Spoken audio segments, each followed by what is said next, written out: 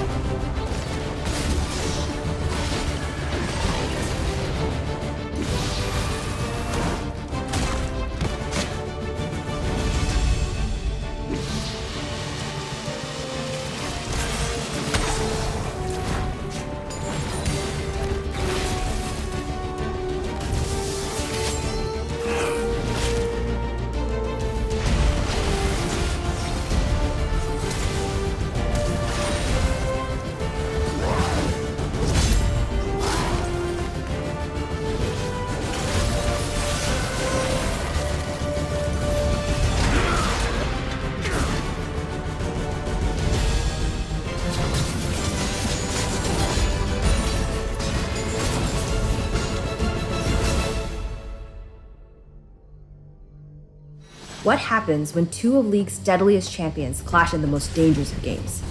We'll find out in our next major event, Masters of the Hunt, launching next month. The event will throw you into the ancient rivalry between Kha'Zix and Rengar to determine who is predator and who is prey. We're also introducing a new gameplay system specifically for this event. We'll have more details coming soon, including rewards, so stay tuned for more.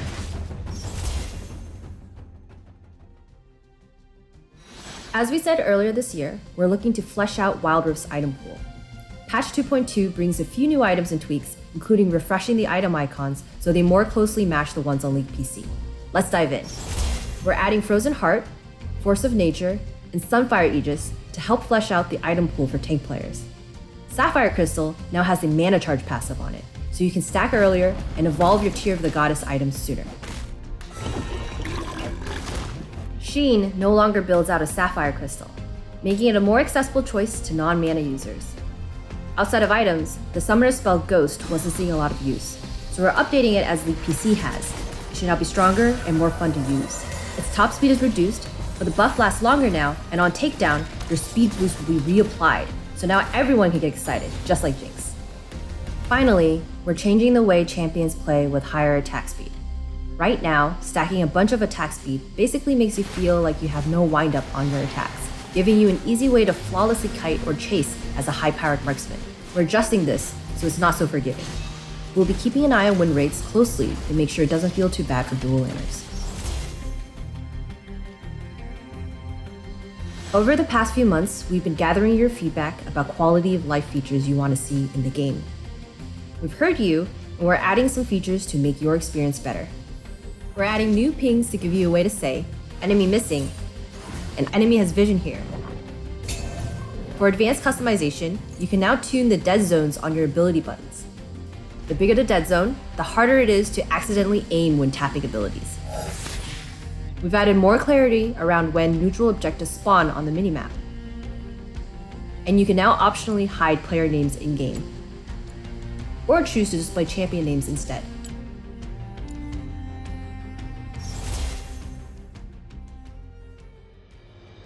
Many of you have asked for a way to have more control over the position you play in-game. We're going to be running a short test for a feature we're calling Position Preference. Choose which playstyle you're most interested in, and the matchmaker will try to assign you one of your preferred positions in the lobby. If you don't want to pick manually, we'll look back at your recent history and base it off that instead. We're only running this for a few days to collect data on how well it's working, so you'll find a separate queue in the Rank tab. For anyone who wants to help us test, none of your matches, ratings, or event progress will carry over from this queue, so give it a try. We'll keep iterating on the system, and if it's going well, we'll be adding it to Ranked at a later date. One quick note, this test won't be available in the Americas yet, as the game will still be too new, but we'll be sure to keep you all updated if that changes. This patch introduces the premier First to Wild Rift skin line called Stargazer. The Stargazers are godlike archivists who can see and influence fate by studying the stars. Joining the roster are Camille, Twisted Fate, and Soraka. And we'll be running a small in-game event to celebrate the launch. And of course, we won't leave you without another quick look at some other skins coming soon.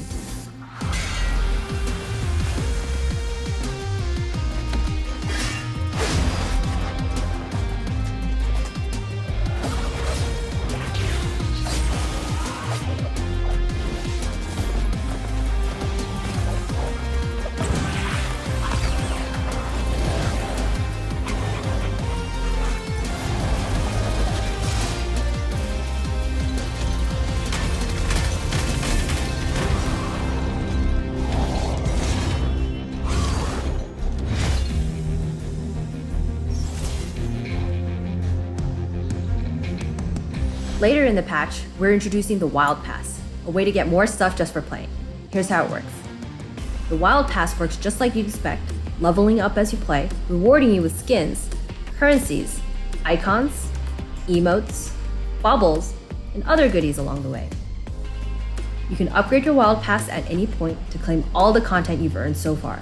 And if you don't decide to upgrade, all players can still earn blue motes and Poro coins from the pass totally free of charge. There's also the Wild Pass Elite, which comes with some extra missions and XP to help speed up your progress. Reaching level 50 on the Wild Pass grants an exclusive skin, Hexplorer Jax, to show the world how far you've come. But things don't stop there. There are some extra bonus rewards to help you add more content to your collection. Let us know what you think when it rolls out at the start of Wild Rift's second ranked season in April. Finally, starting this patch, we'll temporarily bring a player-favorite game mode from League of Legends. That's right, all random, all mid, or ARAM is on its way. So starting soon, we'll be releasing a temporary test for ARAM on all servers. For those of you unfamiliar with ARAM, it's a shorter, faster-paced game mode set on the Howling Abyss, a bridge atop a bottomless crevasse where warriors once fought to defend the rest of the Freljord from an ancient enemy. Compared to Wild Rift's 3 lanes, in ARAM, there's only one. And instead of picking your champion, you're assigned a random one from your pool. Of course, just like in PC, if you have available rerolls, you can try again to get a champion you like better. There's also a new 2-part summoner spell called Mark Dash. Use Mark to throw a snowball at your enemies, and reactivate it to dash to them, similar to Lee Sin's first ability. Melee fighters and tanks can use this to instantly get the party started. Now this is just the first step. Not everything is going to be balanced or polished, so we'll need a lot of feedback to make this a better experience. Also, in this first iteration, we're releasing without support for some features like ARAM-specific loadouts so that we can get your feedback on the gameplay sooner. We've got a ton more information on ARAM and our approach to new modes in the blog post we just released. And that's it for this Dev Diary. Let us know what else you want to see. Enjoy patch 2.2.